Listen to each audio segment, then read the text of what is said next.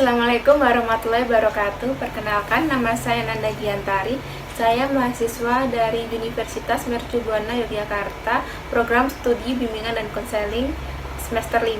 Di sini saya akan melakukan komunikasi personal dengan rekan saya. Sebelumnya, biarkan rekan saya memperkenalkan diri terlebih dahulu. Baik, saya perkenalkan, nama saya Hana Koida Hanifah. Saya mahasiswi bimbingan konseling Universitas Mercu Buana semester 5. Oke, pertanyaan pertama. Pada zaman sekarang kan banyak nih mbak anak muda yang kadang keluar rumah tuh pakai jilbab, kadang nggak pakai jilbab. Nah, saya lihat-lihat tuh mbak Hana kayak memakai jilbab terus kalau keluar rumah. Nah, hal apa sih yang membuat mbak Hana untuk memakai jilbab terus kalau keluar rumah? Oke, yang pertama itu yang buat saya bikin saya itu keluar rumah itu menggunakan hijab. Yang pasti itu saya sadar kalau itu kewajiban saya gitu, seorang muslim kan memang sudah diperintahkan untuk berhijab ya, walaupun keluar rumah gitu.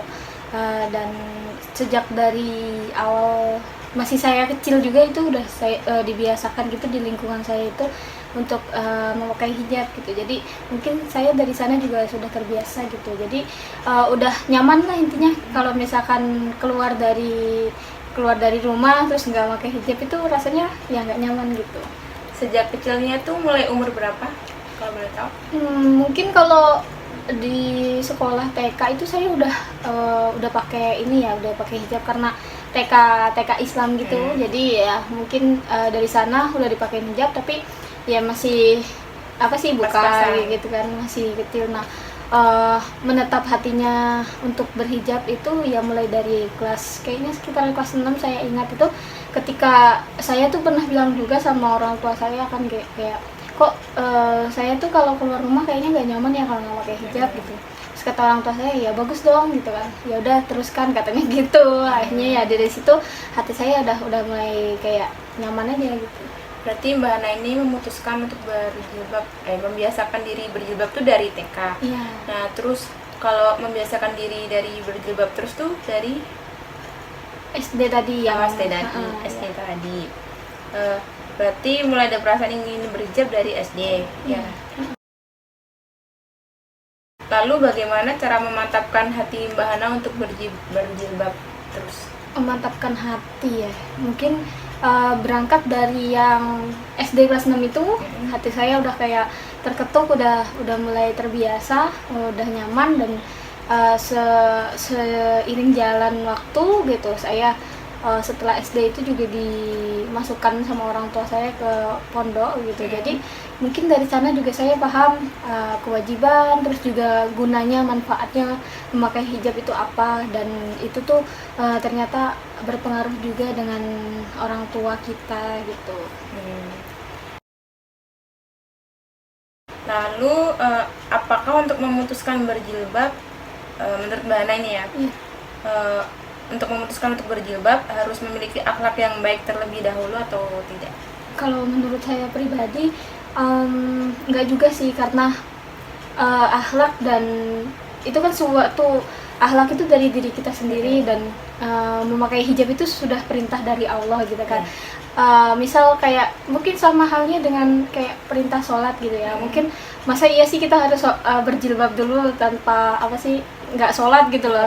Jadinya masa kita nggak berjilbab dan kita nggak usah sholat gitu kan. Intinya ya, mungkin akhlak itu bisa kita perbaiki seiring berjalannya waktu. Yang hijab itu ya perintah Allah dan itu kewajiban kita. Jadi ya nggak harus akhlak baik dulu sih kalau untuk berhijab. Niat nggak? Yang penting niat ya? Ya.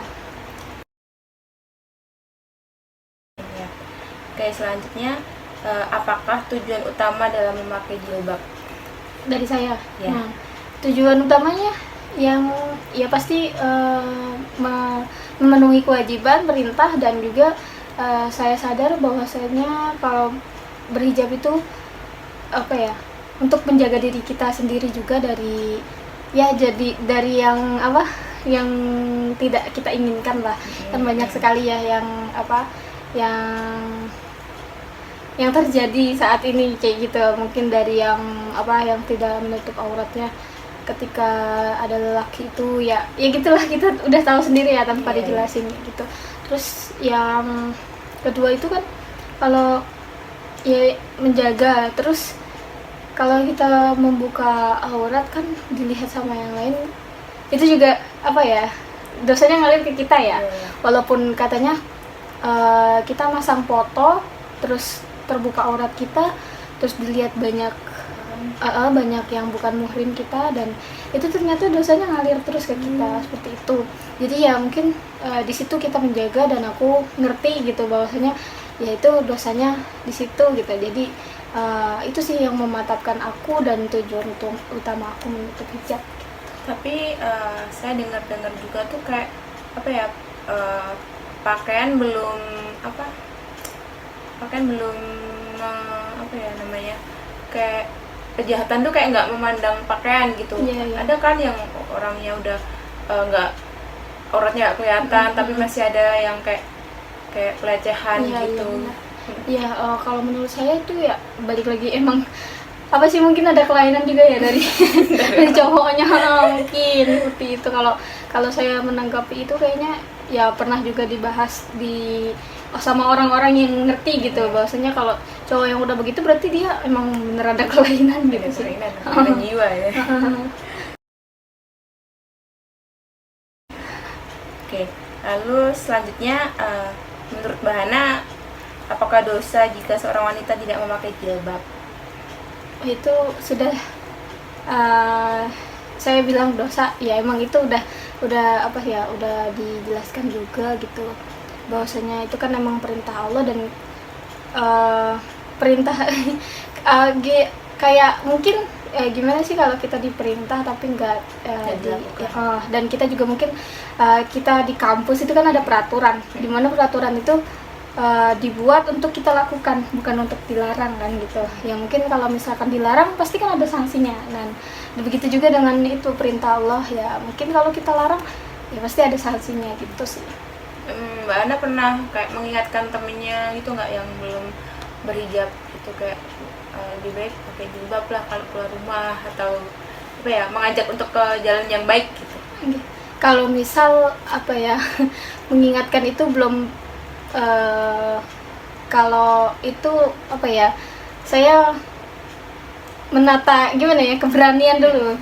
Kayaknya orang ini saya lihat dulu nih orangnya.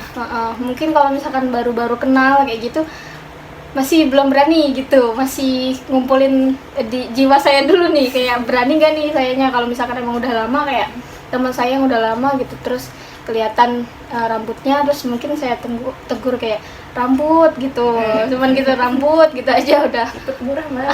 ya seperti itulah, kayak ini dibaluti dengan guyon gitu. Oke, pertanyaan yang terakhir ya. Bagaimana cara mengajak orang yang belum berjilbab agar istiqomah menutup auratnya?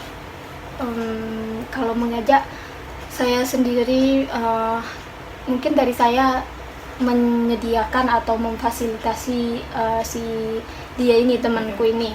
Mungkin kalau misalkan temanku belum berhijab gitu, mungkin aku bisa beliin dia hijab, terus beliin dia ciput gitu kan. Apa ya, dia mungkin nggak berhijab mungkin karena emang nggak ada hijabnya atau gimana ya, kita fasilitasi gitu. Terus juga mungkin dengan cara kita mengajak dia kajian gitu, nggak apa-apa gitu, kajian, terus habis itu mungkin dari situ dia bisa dapat hidayahnya gitu kan. Tugas kita hanya mengingatkan dan mengajak gitu, nanti yang apa yang ngasih hidayah kan Allah balik lagi gitu, dan juga kemauan dari dirinya sendiri gitu sih. Nah, kalau emang kalau dirinya sendiri belum ada niat, itu gimana? Yang nggak apa-apa sih, pelan-pelan aja, nggak mungkin nanti seiring berjalannya waktu bisa. Dia kita kalau tergantung orangnya juga, misal kita tanya dulu nih kenapa gitu, kok bisa nggak ada niatan, padahal kan apa ya, menutup aurat itu kan emang apa sih udah diwajibkan sama Allah gitu kan. Gitu. Iya. Oke Mbak, mungkin itu aja pertanyaan dari saya. Terima kasih sudah menyempatkan waktu untuk saya ajak membuat video komunikasi interpersonal ini. Semoga video ini bermanfaat bagi kita semua. Amin. Terima kasih Mbak. Terima kasih ya.